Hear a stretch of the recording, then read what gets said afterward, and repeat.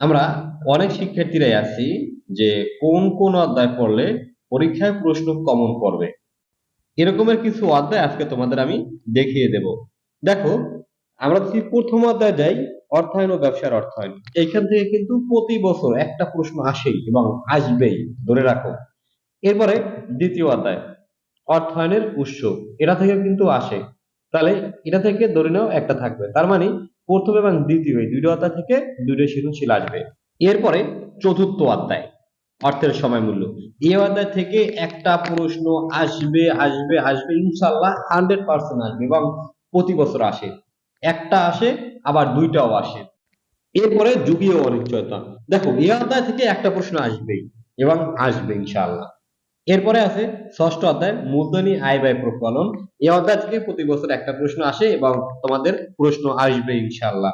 এরপরে আসি সপ্তম অধ্যায়, মূলধন ব্যয়। এই মূলধন ব্যয়ের অধ্যায় থেকে কিন্তু তোমাদের প্রত্যেক বছর একটা একটা করে প্রশ্ন আসে এবং আশা করি আসবে।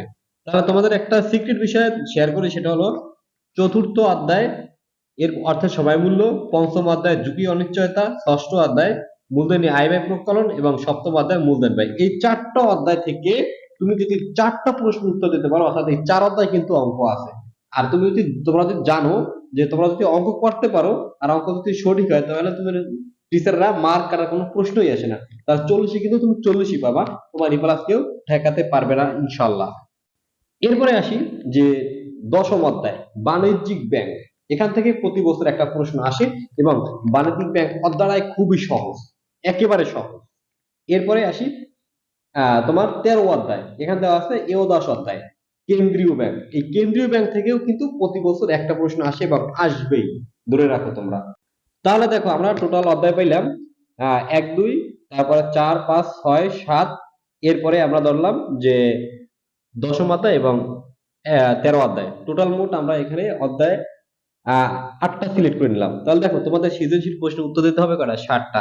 আমরা কিন্তু 8টা অধ্যায় কিন্তু এখানে, এই 8টা অধ্যায় আমরা যারা এ প্লাস পাওয়ার শিক্ষার্থী আছি তারা কিন্তু সিলেক্ট করবো এবং এই 8টা অধ্যায় থেকে প্রশ্ন সমাধান দেবো ইনশাআল্লাহ। এখন আমরা অনেক শিক্ষার্থীরা আছি যাদের প্রিপারেশন ভালো না অতটা, তারা কোন কোন অধ্যায় পড়লে সহজেই পাস করা যায় বা মোটামুটি ভালো একটা রেজাল্ট করা যায়, সেটা হলো তাদের জন্য দেখো সাজেস্ট করব প্রথম অধ্যায়, অর্থায়ন ও ব্যবসায় অর্থায়ন, দ্বিতীয় অধ্যায় অর্থায়নের উৎস, চতুর্থ অধ্যায় অর্থের সময় মূল্য, সপ্তম অধ্যায় মূলধন ব্যয়, দশম অধ্যায় বাণিজ্যিক ব্যাংক, 13 অধ্যায় কেন্দ্রীয় ব্যাংক। তাহলে তাদের কিন্তু অধ্যায় দিলাম 6টা।